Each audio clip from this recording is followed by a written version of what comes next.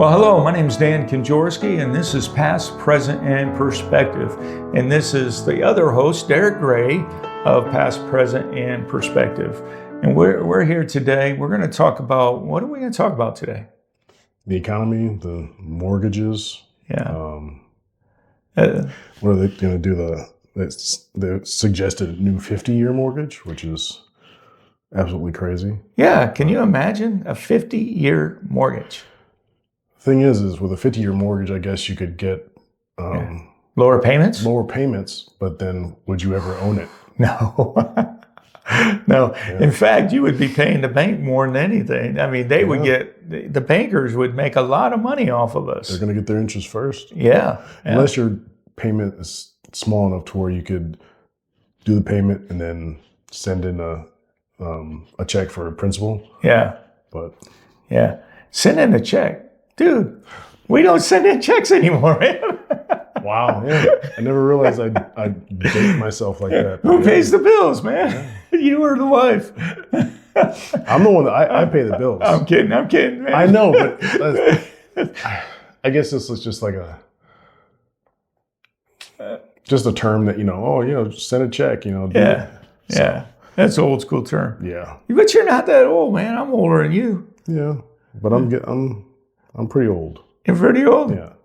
Okay. Especially when I think about my Army career. Yeah. And I got it took me a while to get used to being out of the Army and retired. Oh, dude, yeah. So, I know about that. Yeah. When did you get out? How many years did you serve? 12 years. 12 years. When did you start? 1999. So I was the tail end of BLU Can Be. Yep. And then I was at Fort Hood for a few years, and that's when they changed to the berets and the ACUs. Yep. So when did you go to Fort Hood? I was in Fort Hood from 2000 to 2003. We were there together, man. Yeah. I was in 1st Cav Division. So was I. 227. You're in 227? Oh, yeah, that's attack. No. That's first of 227 was attack. Second of 227 was the support. The lift. Yeah, the lift. Okay. Yeah. I was there at the same time I went to 182 Field Artillery as a battalion chaplain, stayed about 6 months. And then after that, I went over to 25 Cav and was task force chaplain to ODS trip, Operation Desert Spring, ODS trip over to Kuwait, and had a great time with them. So I PCS'd in, I think 02. We were there in November 99 to just on the other side of 02. Okay. Yeah, about Mayish. We went over to Germany, got prepared to go to Poland for 30 days. And while there, we got orders for Kuwait, Iraq for the 03 war. Okay. Yeah. So it took you some time to get out, to adjust to living life as a civilian? Yeah. Excuse me. I'd say for about the first year, I would still, if someone was talking about the 160th or, we don't do that, or we're not doing, I would include myself in it. Oh, wait, I have to step back. I'm not in the unit no more. So. Yeah. Wow. Yeah. But did you move every 3 years after you got out? No, I stayed here. No, when you got out, when you retired. No. Because you said you had a hard time adjusting from getting out of the Army to, I thought that's what you said. You were I guess not a hard time, having a hard time about life, just the identity of being a soldier, being part of that unit, so. Yeah. Oh man. I mean, I spent, with all my training and enlisted time and going to Bible college, seminary, and went back in and so forth, I had a relationship with the Army for over 20 years. I retired at 20 years, but the relationship was there for over 20 years. And because I was preparing to go back in. And So, yeah, it was all about going to get my Bible college and MDiv to go back in as a chaplain.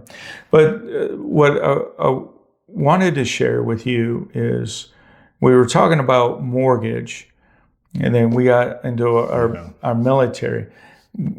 Did you have a mortgage before the military, or it was during or after the military? It was at the tail end. So, again, sorry. No, you're fine.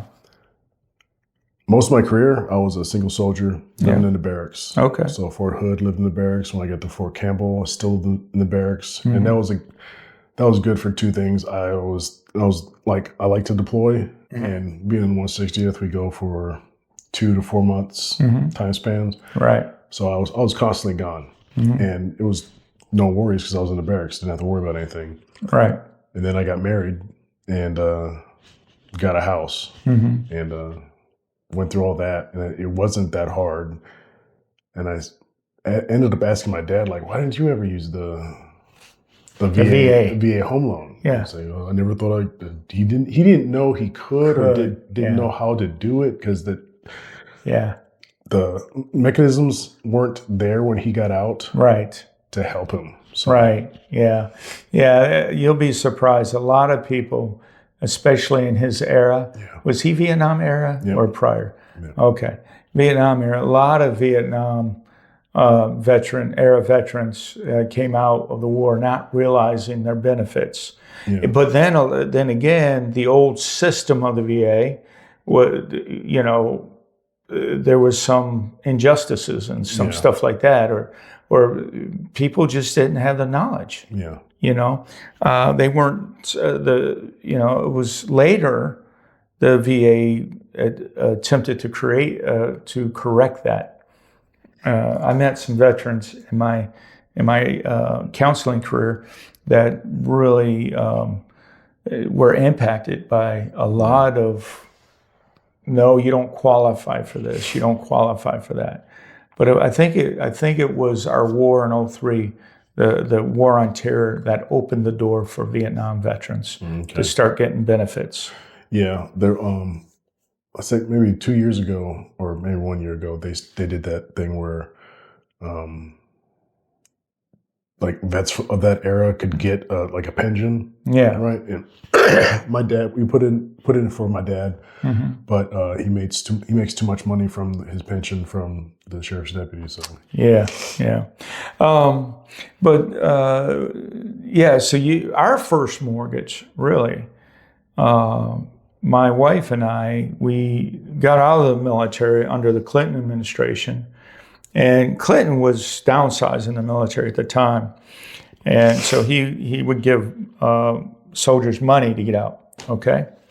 And I got a certain amount of money, and I got out and went from one West Coast to the East Coast to go to Bible college. And during that time, we bought our first mortgage, which happened to be a trailer, one not double size, but what is single? A single tray. I forgot the terminology, but just a trailer. It was in a nice trailer park, cement roads, and the guy that developed the land, he had some houses in the front end where he sold to begin to develop the land, and he created a mobile home park back there. But I was going to Bible college, so that was our first mortgage. Man, my eyes opened, and it wasn't a house. It was a trailer, and but the day I graduated, I told my wife, we're going straight to seminary. I'm not going to stay here because I'm going to get stuck, and we're just not going to move forward in the career or anything. So we're going to go straight over to, we're going to move. So the night prior to graduation, we were up all night cleaning the trailer. We sold it to the guy we bought it from. He paid it off. He bought it for us for payoff, from us for payoff, which really helped us, get rid of that mortgage. And then we went over to seminary and lived in some low-income housing while I was going through my first master's program. And then our next mortgage was at Fort Hood. Yeah. Again, eye-opening experience. Copper's Cove or Yeah, Cove. Okay, there. Yeah. See, I was an officer. I didn't realize that most officers, not all officers, would go over to the other side Yeah. of not Copper's Cove, but Killeen? not Killeen, but I think Benton or what's that word? What's the city or town? It's right next to Killeen. You got Copper's Cove, Killeen, and then Yeah. I can't think of it. Oh wait, Round Rock? No, Round Rock. No. That's just outside of Austin. Yeah. But anyway, it's okay. But anyway, it opened our eyes, man. It was my first mortgage, and but anyway, so it was quite an experience, and I was able to get the VA to help me get it and stuff like that. The VA home loan is a godsend to Yeah. someone that, especially if you're looking for like, I guess, upward mobility. Yeah. Because I don't know how long it would take me to try to save up 20% to put down on a house. So Heck, man, 20% to put down on the house. yeah, I'm glad though they have FHA and Franny Mac and stuff like that. But they did create Freddie Mac. They did create some problems. So yeah, the subprime mortgages and this idea of the ARM, adjustable rate mortgage was a disaster. Yeah, I knew a guy that had an adjustable rate. Excuse me. Mm-hmm. He had an adjustable rate, and when it went up, he couldn't afford it. That's right. He lost his house. Yep. It's always better to get a fixed rate mortgage. Always better to get a fixed rate mortgage. But yeah, we've been so that was our second home. And then from there, we went back in the military, and we really didn't get another house until I retired. Yeah. But when you said you were talking about adjustment outside of the military. Yeah. Man, when I retired in 2013, every 3 years I moved. I didn't realize it. Okay, we retired in 2013 at Fort Bragg. We went over to the West Coast, stayed there for 3 years. We went to Dallas, was there for 3 years. We went to Nashville, was there about a year or something, then went up to Clarksville here. And then we had a house for about 3 years. And then I moved to another house, and that was 3 years. I mean, my wife said, no more moving, Dad. Every 3 years we would move. But mortgages, man, they go back to ancient times. And people think about, how did we get into the mortgage crisis? And a lot of it's greed. But a lot of it's greed on our own part because we want something bigger and stuff like that. But let me share just some really short history. Okay. But it goes back to 3000 to 1000 BCE, before Christ. It goes all the way back there where people would pledge property for a loan. They wanted to get a loan, so they would pledge their property or something like that. And it goes all the way back there. And then the mortgage in medieval French means dead pledge. So when the mortgage is paid off, it's dead. It's done. So I want to jump ahead all the way to more towards the United States here. And in the early 20th century, before the 30s, mortgages were very different than they are today. Oh, yeah. They were 3 to 5 years. Yeah. That's it, 3 to 5 years. Of course, houses weren't that much either. Compared to, they were expensive then, but not. Yeah. Yeah, not today. I think when in the houses in the 70s and 80s, like. What houses? Were they like under $100,000? They were less than 10,000 in some cases. Now the people that are moving from California to Tennessee, a house that, like, the houses that are in our neighborhood, millions of dollars.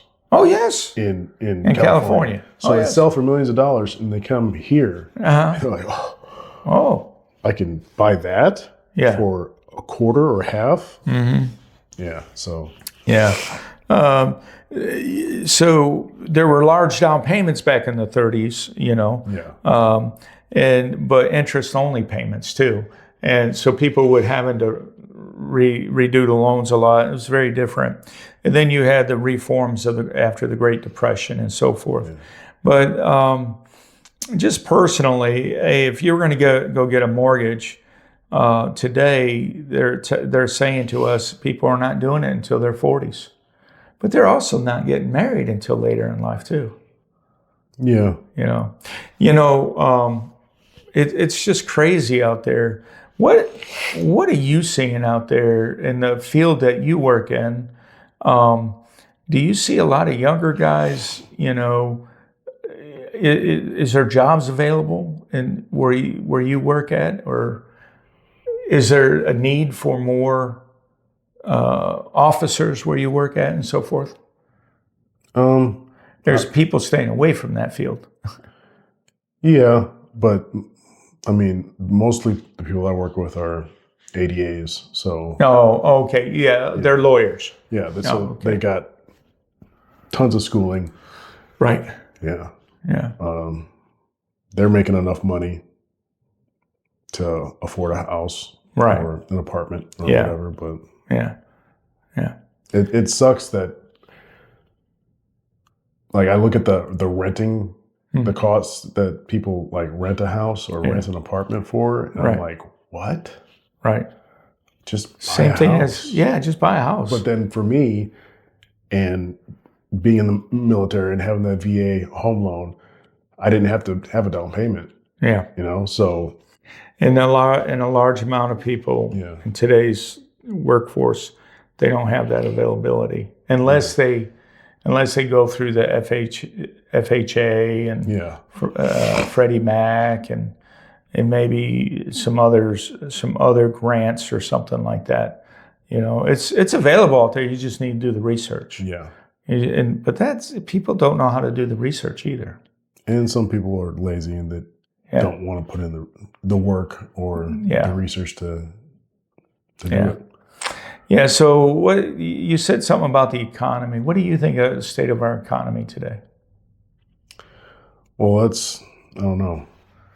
Are you having to pay? I mean, how is it impacting you? Maybe it's not because you're shielded. Maybe somewhat. I think, Not you personally, but veterans. Maybe. yeah, like when it comes to the government shutdown, I know when I first was getting retired, there was like that whole like, wait, do we get paid? Yeah. Yeah. And we do. Yeah. They already have that put aside and all that stuff. Yeah. But when it comes to like the one thing that I see that's hurting my wallet today is gas prices and groceries. Man, they're coming down a little bit. The gas prices coming down. Gas prices. They are. What I like about it looks like they're doing some things. The administration is trying to lower the regulations so people can, they can mine for gas in what they need to mine for, gas or fossil fuels and things like that. Oh Yeah. And I got to say, his first term. Yeah, it was nice. I remember going to the gas station, and I was like, "This is towards the end of his first term," and I'm like, "There's 1990s music playing, and the gas price it was $1. It's like $1.60 something," and I'm like, "Is this right? Is this the 90s? Like, this is the gas prices I remember when I was in high school." Yeah. And this music, like it's all connecting. It's weird. Yeah. But I don't know. People blame him, POTUS. Yeah. For those gas prices, and really his hands are tied until our biggest complaint does something about it, and that is the people in the House and the Senate. Oh yeah. You know, and he's trying to do things. You know, whether he's successful or not, I don't know. It remains I to keep be hearing talk about, no income tax, and that's no income tax. yeah, that's perking up my libertarian ears. I'm like, wait, no tax, okay. Yeah. Because I mean, before 1913, there was no income tax the way we see it today. The way the Yeah. income of Yeah. your everyday working job gets taxed. Yeah. Income back then was only interest and stock market sucks, Yeah. stuff like that. Yeah. So, You know, it could be that there's something to be said about the tariffs, because he's talking about a surplus, a bit large enough surplus to give us a check, or some of us, those who meet the standard. Or all the national parks we have are because of the tariffs that were put in place way back in the day. Teddy Roosevelt was like, we have all this money, what are we going to do with it? Let's make the National Park Service. And he made all the different... Really? Yeah. All that came from tariffs. Yeah. And back then, was he was after 1913, right? Or was he before? Teddy Roosevelt? Yeah. I don't know. That's a good question. I'm trying to think. There's two Roosevelts. Yeah, they're both related, but Yeah. FDR was during World War II. There you go. Okay, World War II. So Teddy might have been 13, or between 13 and 30, or something like that. Maybe. Yeah, that's what Google's all about, man. You know, Teddy Roosevelt. So we need to do an informed podcast on tariffs. Okay. Because I don't think a lot of people understand tariffs. I don't sometimes. 1958, Teddy Roosevelt, Theodore Roosevelt. 1858. 1858. I'm sorry. So yeah, he was right before. He died in 1990. So he was president before they Yeah. put in the income tax. Yeah. So the reason we began to get taxed is so they can pay for government services, right? Yeah, but now with modern monetary theory, they just print the money. Yep, like that. Just print more money, which makes inflation. Yep. You know? So I think next week, let's promise the audience next week we're going to talk about tariffs. Okay. So that means you and I have to hit the books a little bit. Yeah, no problem with me. we gotta do some quick study on the tariffs, so we just come out and talk about it. Yeah. Well, this is Dan. I'm Dan, and this is Derek. And we're past, present, and perspective. Please hit the like button and subscribe to us at Pathfinder Media Group.